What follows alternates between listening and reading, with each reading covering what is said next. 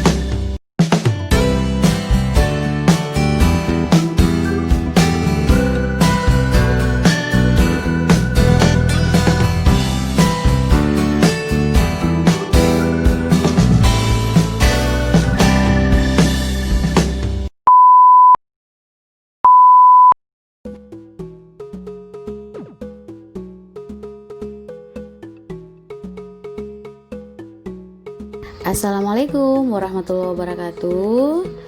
Kembali lagi dengan Mem Lenat. Ya, oke. Jadi kita kembali lagi di pertemuan kedua ya. Jadi buka buku cetak kalian.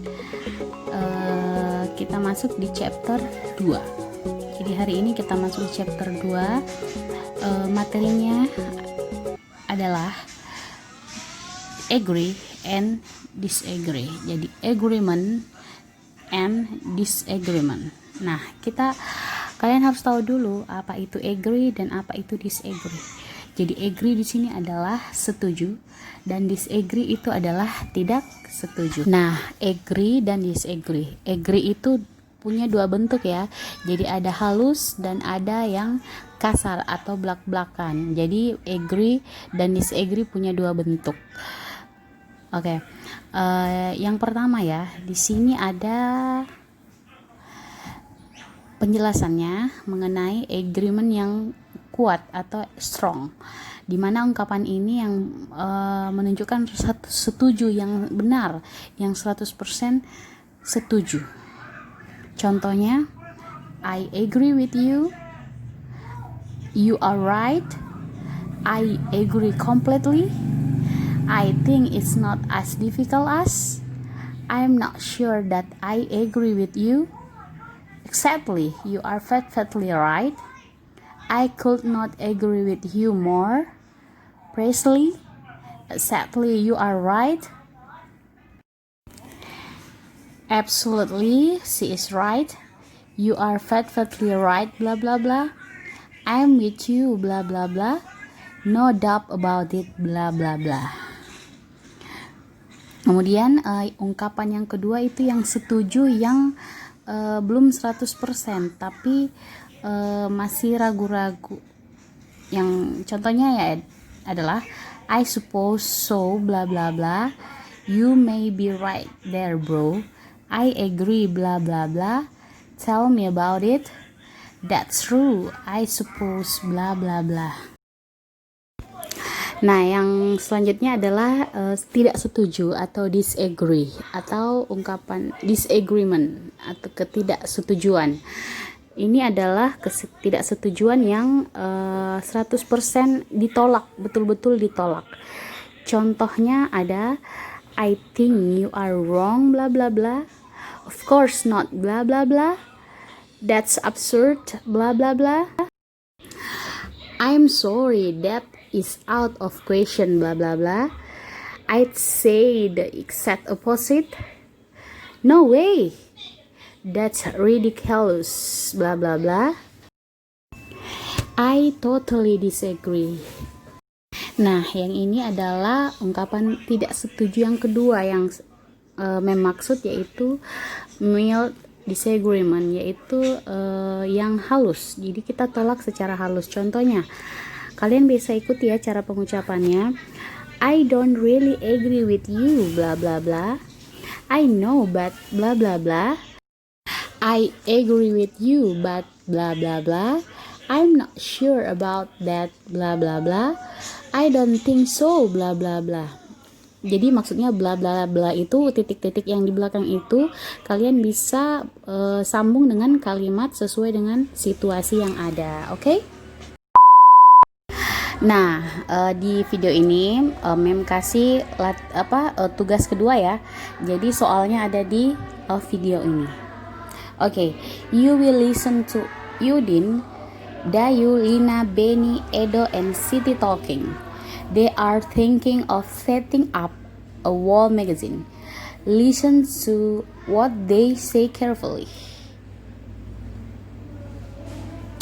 And then say again what the students say to give suggestion and to show their agreement and disagreement with suggestion.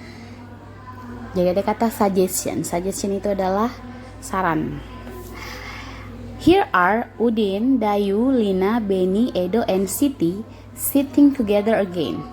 They are talking about setting up a wall magazine. Say the speaker's sentences loudly, clearly, and correctly. First, repeat after me. I think we should start our wall magazine now. I don't think we can start now. We should plan it carefully. We should go to the people who know how to make a wall magazine. I agree with Dayu. We should think before we leap. I think we need a lot of money to make a wall magazine. I don't think so. We can use used paper. We can also use used wood for the frame. Yes, we can. So we do not need a lot of money to make a wall magazine. What we need is hard work. What should our wall magazine contain? Can we put any writing we have made there? I don't think so. We should not just put anything there. The text should be good and interesting, and there should not be many mistakes there. I think only good text with few or no mistake can be published. But how do we know that a text is good enough to publish? I think our English teacher can help check our English. Do you think Mrs. Tini is willing to be the editor of our wall magazine? It seems that none of us know how to make a wall magazine. What if we go to Mrs. Tini and ask her for advice? I think she has a lot of good ideas. I think so too. Let's go to her now. I don't think we can see her now. She is in the staff meeting. Why don't we go back to SMP Sumber Ilmu tomorrow to look closely at their wall magazine? We will know what kinds of texts are published there. I agree with Benny. We will also look at the layout and the decoration.